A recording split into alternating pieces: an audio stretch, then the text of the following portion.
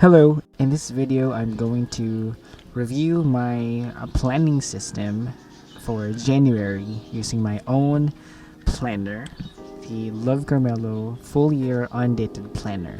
If you want to see that, stay tuned. Do it or make it as your own. It's wrapped up in a very nice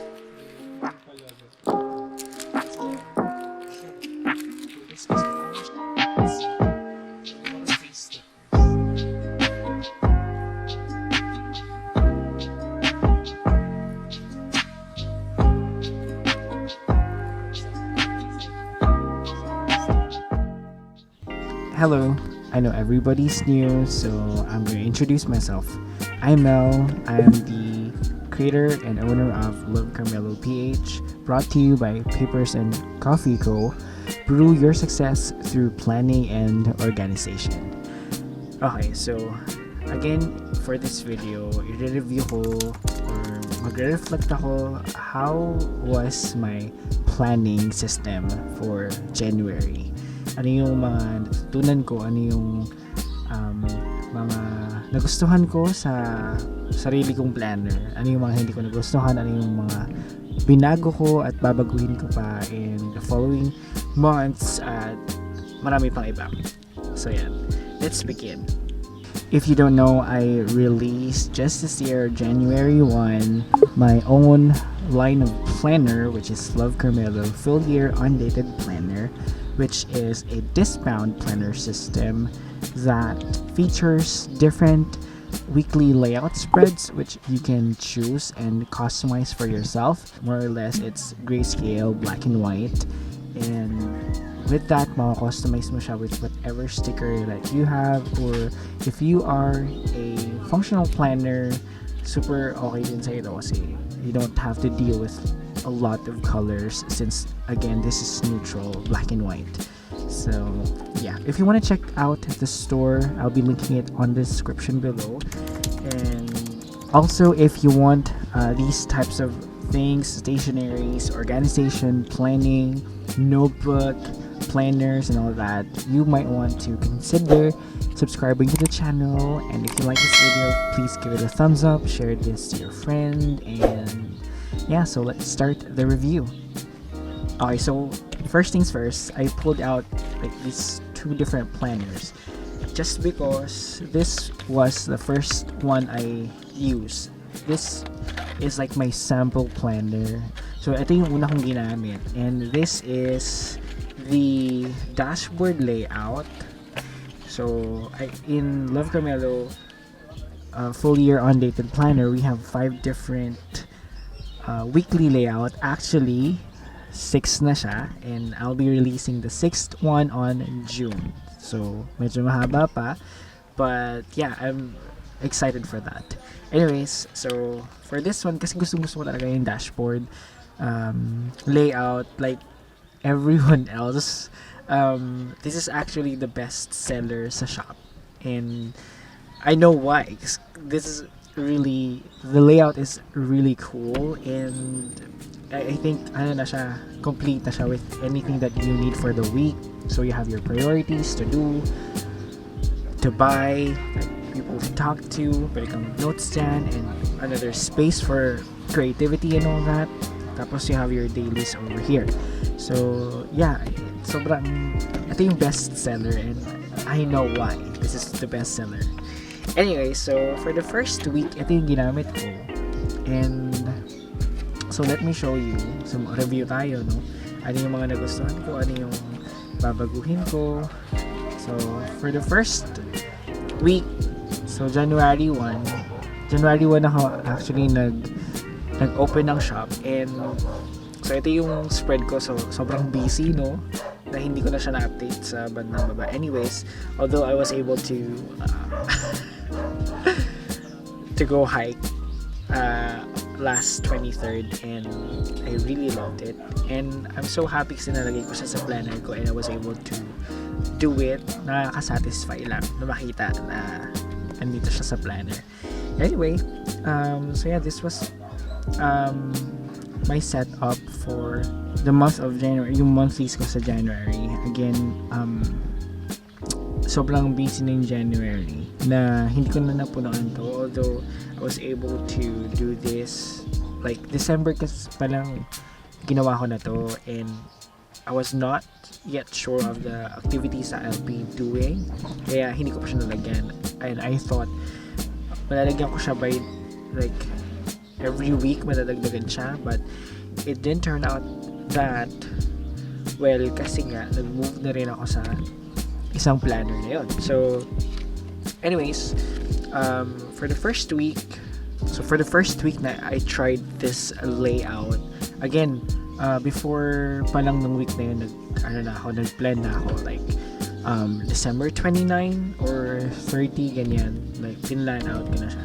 This is what I came up with, some few tasks for each of the days, and this one, one priority over here and one to do for school and business. This is I really planned this to be like my planner for everything, school, personal, business, what else, health, like everything about my life. I'm gonna put it over here. So yeah, what I did was, sige, turn tayo. The next week ganun pa din, kasi nga for the first week I'm like adjusting, tapos I'm not really sure yet of what to put, so this is how it turned out. Hindi ako naglagay ng mga stickers or kung ano-ano, like I'm just really trying out how I'll work with this layout. So this is how it turned out. For the second week, what I did was nag-play na ako ng konting stickers. So like put some quotations over here, and like priorities, I put like important sticker over there. So yeah, so ang process ko sa pag-plan is, again, I do this like Friday before the week starts. What I do is I start to fill out the priorities first, and like top 4 priorities that I need to do for like everything, again, for every school, business, personal, and everything. So I have my priorities. Pag na-identify ko na what are my priorities for the week, I break them down into small to-dos, which I put over here. So for each of the priorities, I may have one mini task, or no, at least two mini tasks to accomplish this priority. Kasi kung yun lang din naman yun, isa lang din naman siyang gagawin yun na priority na yun, diretso na siya dito sa dailies ko na may schedule ko na siya anong araw. But for this one, I have 2 to 3 mini tasks. Nilalagay ko siya sa to-do, i-identify ko kung ano yung mga dapat ko muna gawin. Then afterwards, or tawagan, for example, may mga kailangan akong kontakin. Or another thing is, sige, later we'll talk about this. Kailangan bilhin, for example, kasi to buy to, diba? So for this one, this is to buy. Anyways, then after identifying the mini tasks that I need to do for my priorities, I'm gonna put them right over here. So magre-repeat siya with a specific schedule, and if identified ko na rin yung oras, malalagay ko na yung oras dito. So that's how it works. Priorities, then to-dos, and then schedule. Saan ko siya ilalagay, kailan ko siya pwedeng gawin, kailan yung due date niya, for example, yung importance and urgency niya, i-consider ko when putting them on my schedule for the week. So that's pretty much my process. Ganun lang siya for this particular layout, ha. Ganun yung ginagawa ko sa kanya. For this one naman, as you can see, binago ko siya, gawa ko siya ng YouTube videos, like make a list or a plan of. This is what you can actually do with this. Change the categories of these boxes. Kasi this is flexible, black and white. You don't have much in the layout. Hindi siya super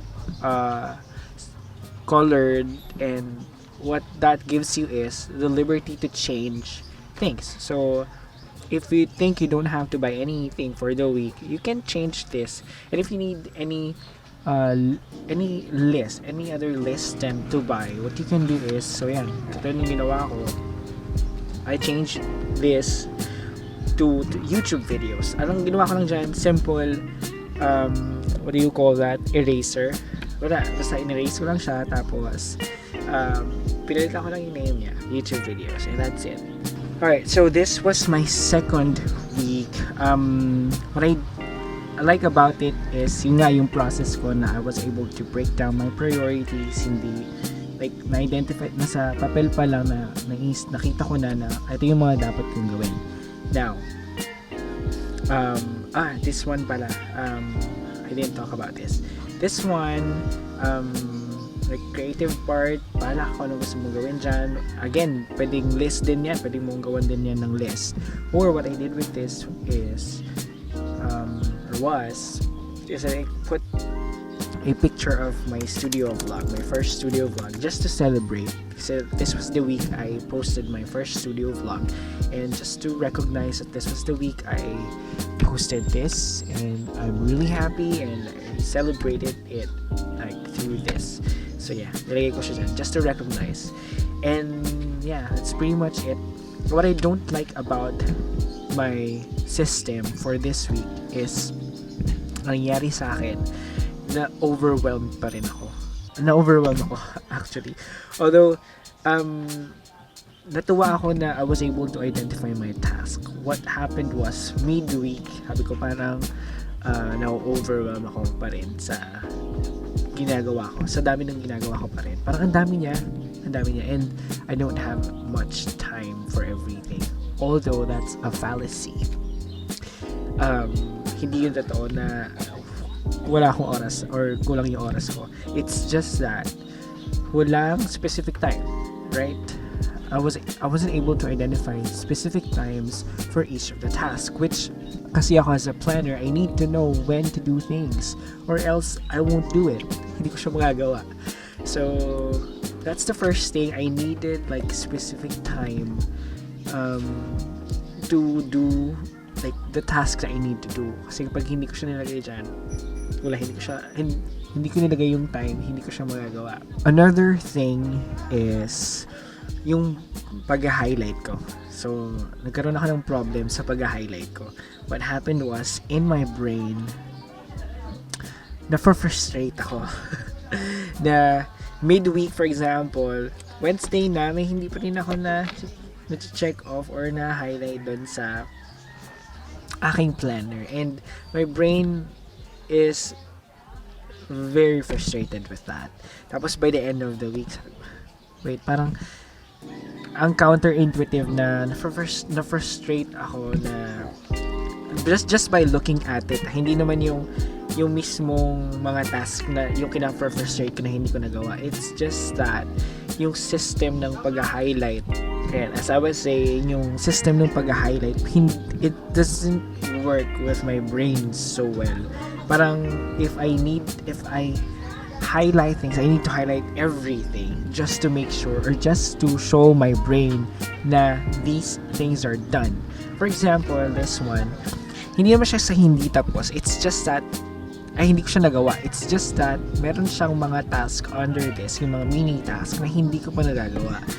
So, hindi ko siya ma-highlight. Although I really want to highlight this kasi parang feeling ko tapos ko na pero hindi pa rin siya tapos. Meron pa akong few tasks ko. Hindi ko siya ma-highlight. So, it frustrates me so much. So, it's my internal problem. It's not really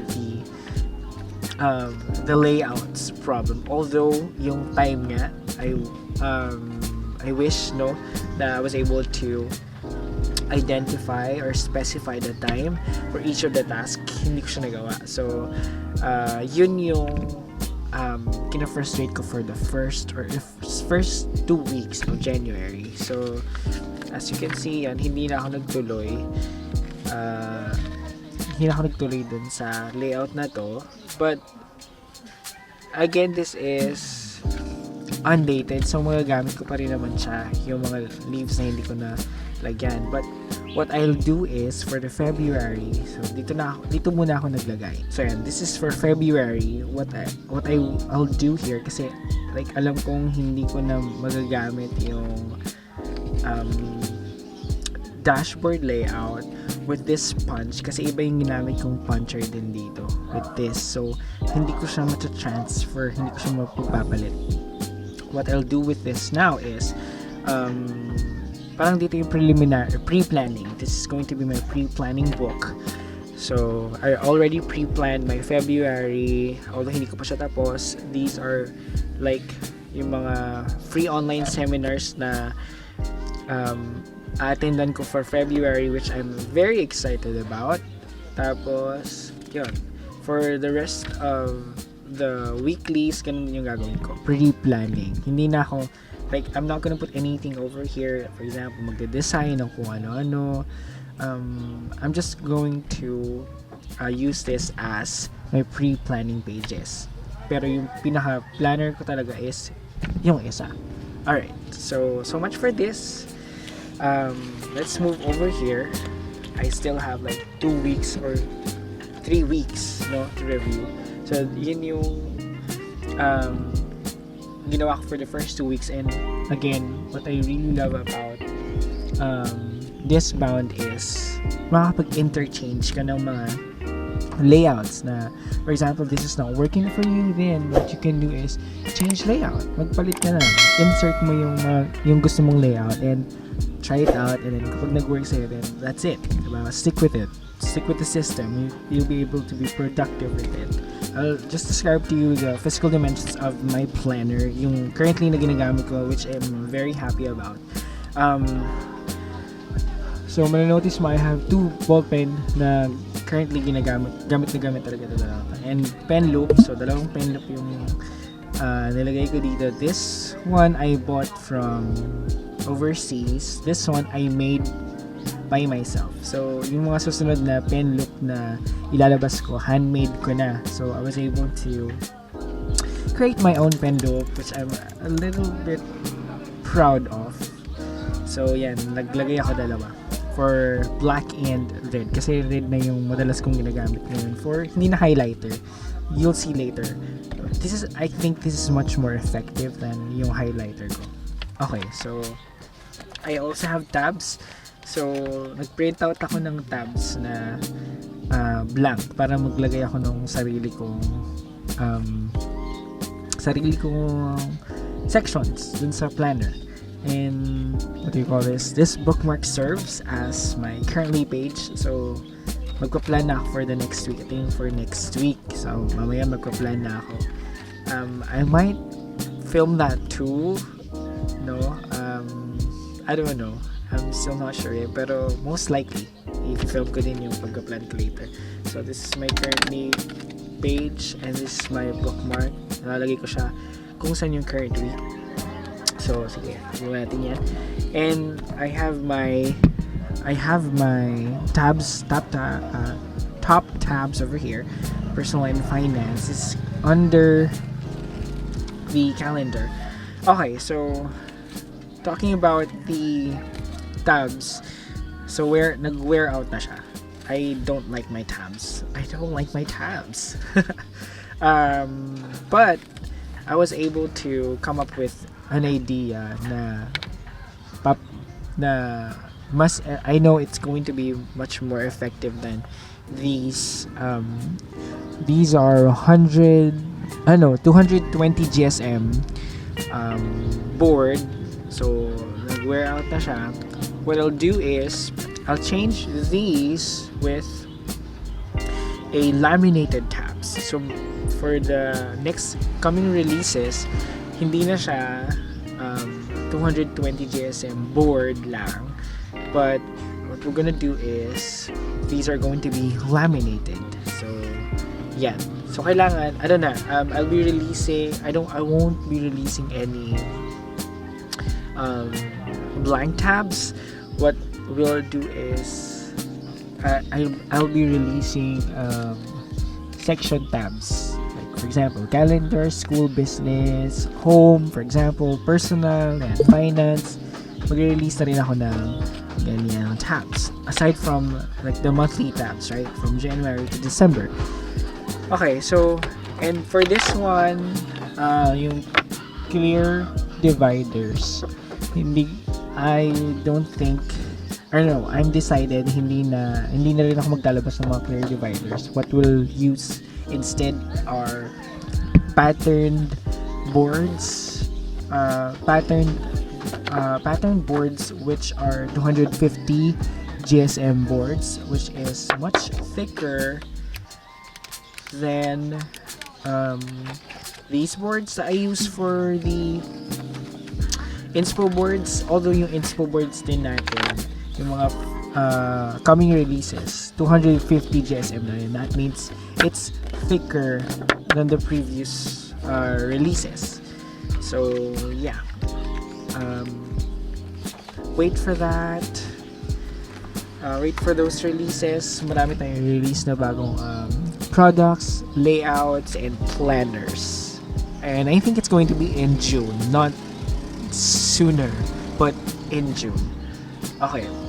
Alright, so start na tayo sa January. So hindi ko na-utilize yung aking monthly sa January since I started over there yung aking planner doon. So ang gagawin ko siya, tatakpan ko na lang to, and then I'll just put February.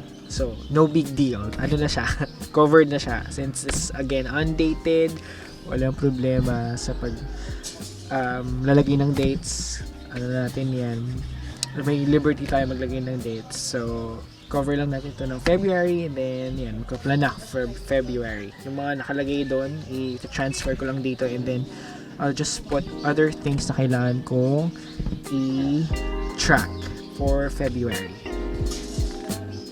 Okay, punta tayo sa weeklies naman. Ito yung naisip ko for the first week pa lang. Sabi ko, ay lilipat ako dito sa layout na to. So yeah, that happened. Lumipat ako sa layout na to. This is called vertical hourly, which you can see may mga hours ka dito, and then you have your space over here. So you have 5 a.m. to 8 p.m. Alright, so yung mga nakalagay doon ng iba, since nag-transition ako like midweek, so nilagay ko yung iba dito. I put my priorities over here, and then like yung classes ko dito, nilagay ko din dyan. So there's nothing much over here since nandun pa rin naman yung karamihan. I just tried out kung paano yung mangyayari, paano ko siya gagamitin, and then I figured it out. So the following week, ito na yung aking spread. Nakikita niyo ba?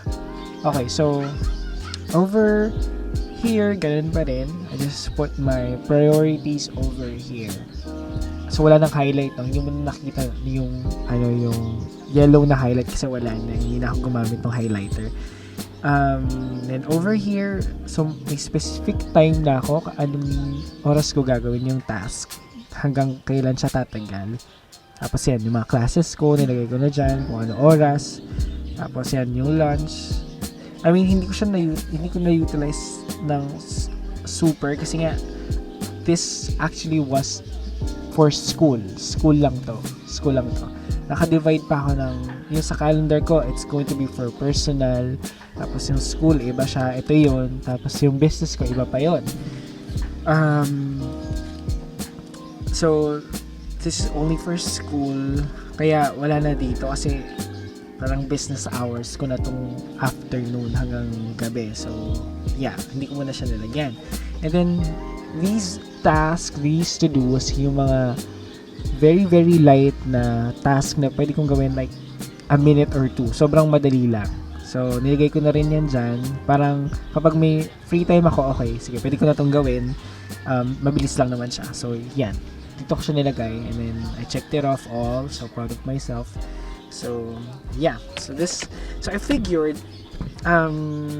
ito yung kwento. So nasa school tab siya, so nasa school tab yan pero ngayon nasa calendar na. Why? The story is I keep on coming back to this tab, yung school tab ko, even if I'm not referring for school task. For example, business task.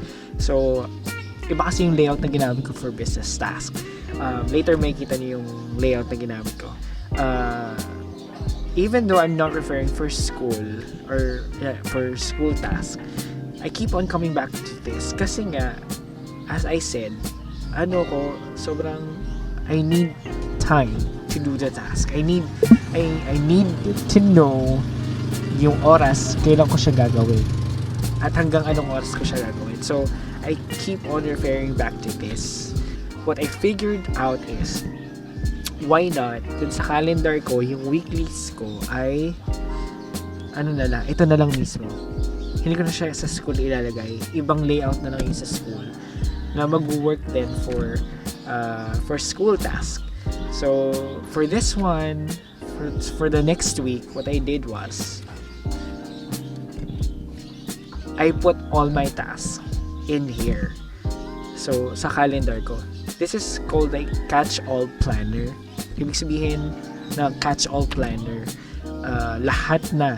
Personal, school, business, home, what else? No, like every section of your church, for example, every section of your life, it's all in here. It's all in this one planner. Tapos, kung gusto mo, i-breakdown mo lang siya with so much details sa ibang sections mo sa planner. So, for this one, ito yung naging setup ko for the following week, which is third week.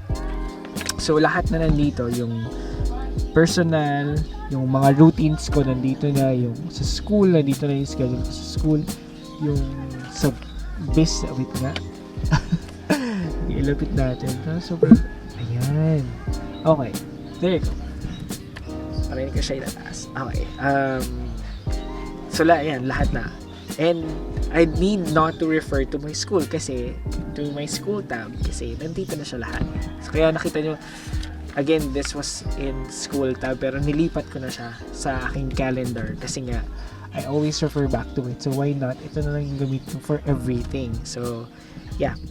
And I was satisfied with it. I was able to look through, like throughout the day I was referring to this. Okay, ito na yung gagawin ko. Ito na yung... So less frustration for me, and I loved it. Nag-focus na lang ako dun sa kailangan kong gawin and all that. So ganun pa rin dito yung mga small tasks na pwedeng gawin for a moment, for a minute, dito ko na nilagay. And again, priorities over here. Also, sige, may mga hindi pala ako nagawa dyan. So what I do is, if the task is done, just put a red check over here. Yan. That means tapos na yung task. I just figured this out the following week. So for example, ayan, natapos ko pala itong task na to for the day. Yan. So i-check ko lang yan. Then so yan. Pag natapos ko yung task, ganyan lang, i-check ko lang siya. Or, for example, hindi ko siya nagawa for the day and I have to do it the next day. What I do is, yan, may kita nyo rin yung mga sample ako for the next week. Ano lang siya, right arrowhead, yan. Right arrowhead lang to indicate na na-move yung aking task na yun for the next day or for the following days. So yun, ganun lang siya. And it really worked for me.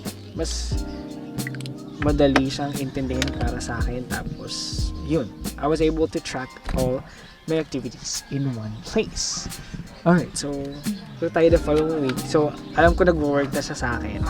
So the following week, nag-ayos-ayos na ako ng spread. Lagyan ko na siya nag-print out ako na dates. So yan.